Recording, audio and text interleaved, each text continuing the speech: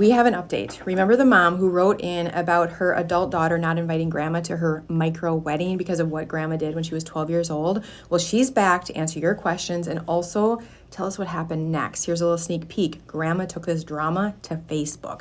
So a quick recap in case you're new to this and you didn't see the first part of the story. When Cassie was 12, she was over visiting grandma and grandpa with her dad, and her grandpa suddenly died, and she watched her dad do CPR. She was the one on 911. It was a very traumatic experience, but after that point, her grandma would call her all throughout the night, sobbing, putting her grief on Cassie, blaming Cassie's dad for grandpa's death. Like, if he would have just did it right, grandpa would still be here. Basically saying Cassie was all she had, and Cassie never told her parents until they asked, why did grandma not make the guest list? And then she explained it all. So Cassie's been carrying this guilt and these phone calls her entire life, but as an adult, she knows this was wrong, and she decided, I don't want someone like that to be at my micro wedding, which is 15 to 20 people, so she has to be highly selective. Well, I have a big update for you, but first, let's answer some of your questions. First question, why did Cassie have a phone in her room at night at 12 years old? She said that they did have parental controls on. Her phone basically went dead. She couldn't use it past 9:30, except emergency phone calls would still get through, and grandma was on that list, and they had no idea that she would be calling Cassie. Her second question was, why didn't Cassie tell her parents? Like, this is so much for a 12-year-old to carry, but you got to remember, she's 12, she's scared. Grandma's telling her, you're the only reason why I'm okay right now is because you're here for me. Like, I only have you. She's blaming Cassie's dad. So telling them would mean Cassie would have to say, this is what grandma's saying about you, dad, which would have broke his heart. Plus, grandma's spiraling. Like, she's saying, I don't know what I would do without you. So Cassie was worried if I do say something, what would happen to grandma? Question number 3, you guys wanted to know, what did Cassie and her grandma's relationship look like as Cassie got older? So past that period of time where she would call her all throughout the night.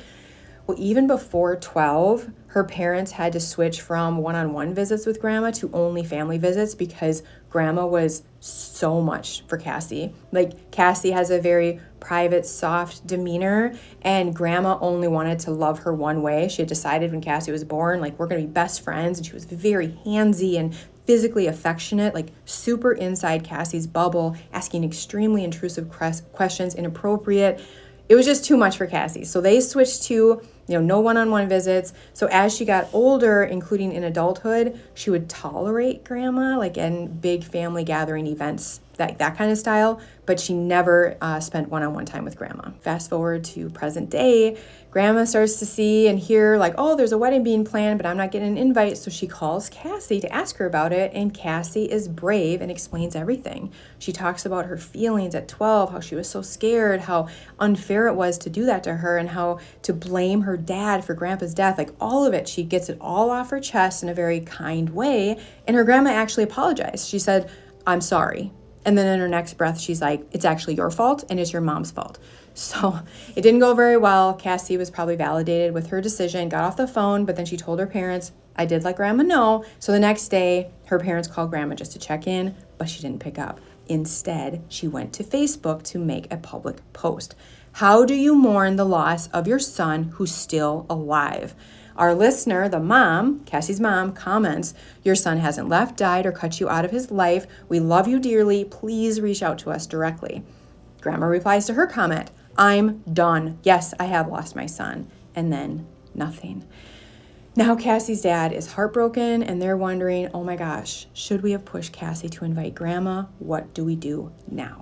First of all, you did nothing wrong. You did everything right. You backed your daughter and her fiance's decision about their wedding guest list. Your job as parents for adult children, it's not to veto their boundaries. It's to say, we trust you. We trust that you know what you can handle, and you did exactly that. Grandma's reaction is emotional immaturity in action. We have big feelings, zero accountability, and lots of public blame. So let's zoom this out and really look at what's possible here, because I think a lot of us are expecting grandma to take some time, self-reflect, and then really go to Cassie, give her a genuine apology where she acknowledges what she did, really shows remorse, and tells her this is how I'm going to change going forward. And then she does that whole process again with Cassie's dad because of the Facebook post. And I really don't think that's going to be possible. Is it possible? Yes, with maybe lots of therapy and the right therapist, but it's highly unlikely if we are dealing with emotional immaturity, because we have to understand that even though we're looking at maybe a 75-year-old, we may be dealing with somebody who has limited or low emotional skills that are at the same level as a toddler or a preteen, just depending on where she falls on the emotional immaturity spectrum. Which you and I both know that this means she has impaired empathy, she can't self-reflect, she really has no ability to have insight on her behavior or yours, and she has a low distress tolerance, which really makes change nearly impossible. Now, if dad still wants to have a relationship with grandma, which it sounds like he does, he's gonna have to go to her, validate her feelings, make her feel understood while still honoring his daughter's boundary, and then just let her know, I still want a relationship with you, Mom. Which sounds awful and so backwards and not fair, and all of that is true, but this is why so many relationships just die right here at this point, because we do not understand emotional immaturity and the fact that grandma doesn't have the skills necessary to repair the relationship on her own. It will fall on the husband or her son, Cassie's dad, if he does want to still have contact with his mom. So if I'm him, this is the conversation I would have with my mom. Mom, I completely understand that you have to be so crushed and hurt that you're not invited to Cassie's wedding, and you honestly might not remember those late night calls or how much it impacted Cassie, but those were not okay. And this decision is Cassie and her fiance's, not mine. I really hope after you have a chance to process this that you still want to have a relationship with me, because I really want to have a relationship with you. I'm not there to convince my mom. I'm there to make the relationship survivable. What does this look like going forward? Well, Cassie will probably not have a close relationship with grandma, which I don't think that will bother her too much.